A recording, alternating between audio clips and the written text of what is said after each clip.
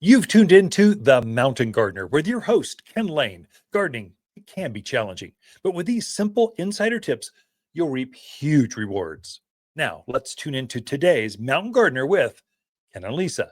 I thought I would give you, as we go into the holidays, the history of the holiday plants.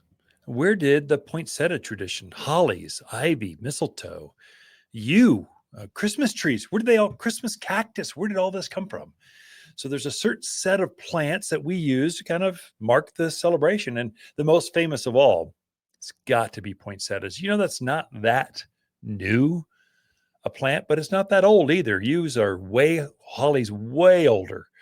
But poinsettias were found by the very first ambassador from the US to Mexico back in the 1800s, Dr. Joel Roberts Poinsett. He's our ambassador. Saw this. He's also a botanist from South Carolina. He goes down to Mexico representing America, and he finds this plant, a poinsettia.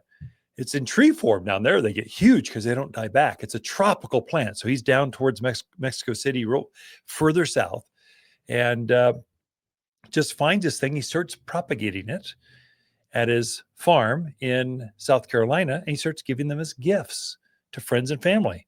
Then he started donating some to public and private botanical gardens because people saw that and went, "Oh, that's beautiful." So it just gained this interest. And then Christmas got a hold of it and went, wow, because they generally go into color about that time. And so the Christian faith kind of turned it into like the Star of Bethlehem.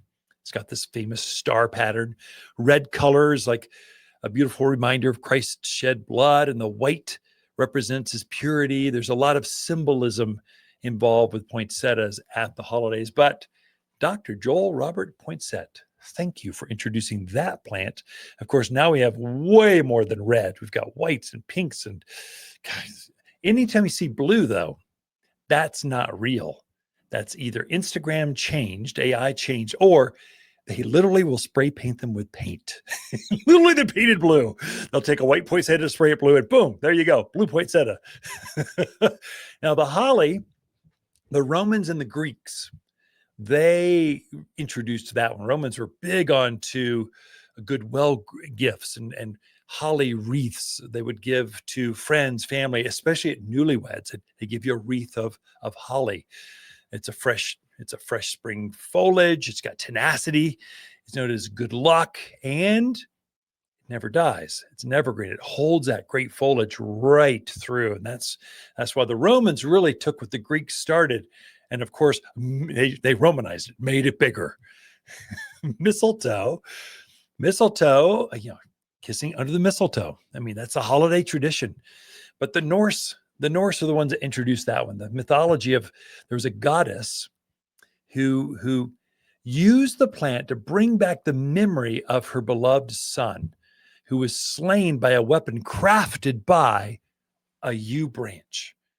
And so who wants to celebrate that? So they evolved eventually over into rebirth and regrowth.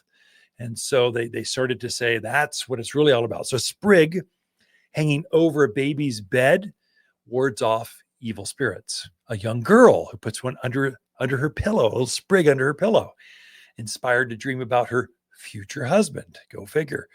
And then kissing under the mistletoe, that's future happiness, fertility, and quite honestly, who doesn't want more happiness? Let's face it. So that's where mistletoe came from.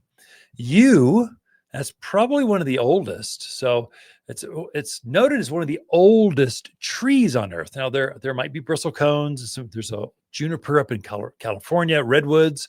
There's a lot of old lived plants, but a yew you can actually wrap your hands around. It's reasonable size. So it's one of the oldest. So the Druids introduced that tradition as everlasting life. They honor it as a sacred plant because of how long it lives. Of course, Europeans, their history, they love it in churchyards because of long life. Plant it once, it's there for many generations. Ivy, on the other hand, it was used as a Christmas plant to ward off evil spirits and bad luck. So it's evergreen, it's It's got growth all the time. They put it in wreaths quite often with other conifer sprigs because it stays green right through winter. It shows its holiday spirit. And so holly really represents masculinity, and ivy represents femininity. Did I put enough syllables in there? So they've got their representations.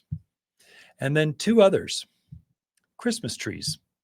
Christmas trees, that's probably one of the newer introductions.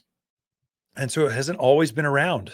So it's fairly new. So in Germany, the 16th century, German theologian Martin Luther, he actually was heading home from church one night.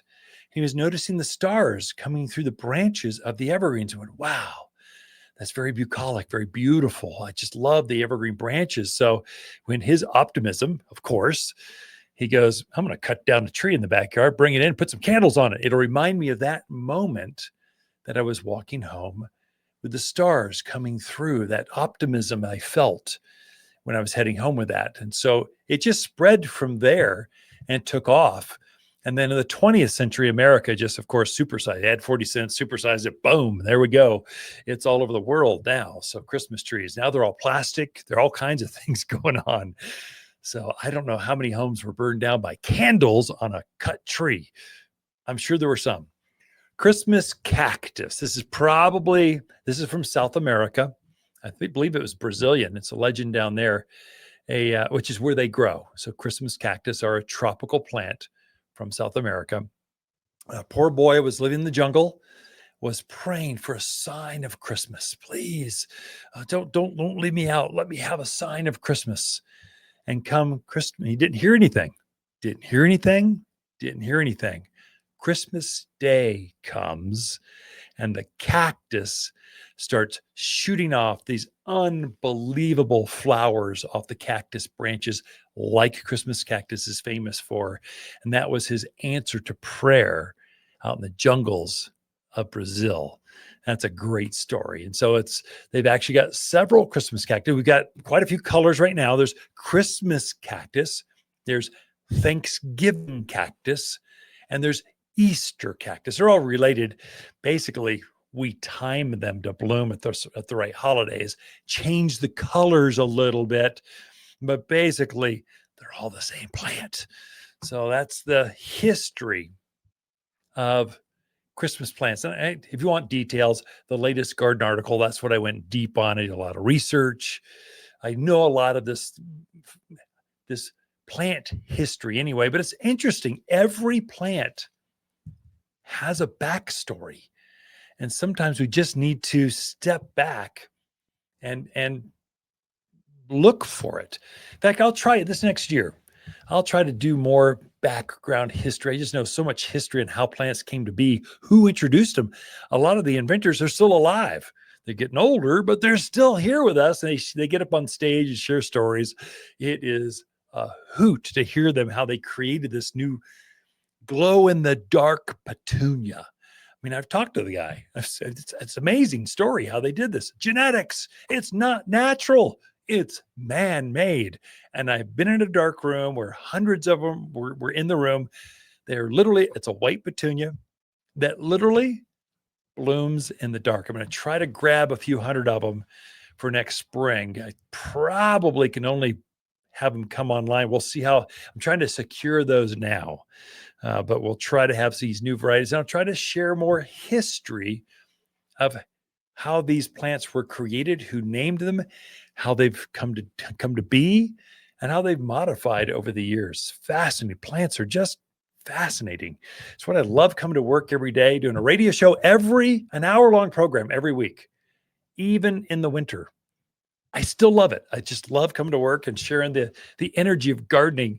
It's exciting. Water's garden companion plants for November are flowering pear, English ivy, camellias, and Vanderwolf pine. Vanderwolf is related to Arizona pines with fluffy foliage. It's remarkably resilient in dry Arizona soils. Makes a graceful specimen in yards or expansive estate landscapes. This distinctive pine, long, twisted, silver blue needles covering the dense branches. Carefree and easy to grow. Shop by store or online at watersgardencenter.com. For a more fruitful garden, increase success in the landscape that just feels better, then tune in daily to the Mountain Gardener podcast. Subscribe through your favorite podcast streamer or visit watersgardencenter.com. Better yet, visit me directly right here at Waters Garden Center. Thanks for tuning in.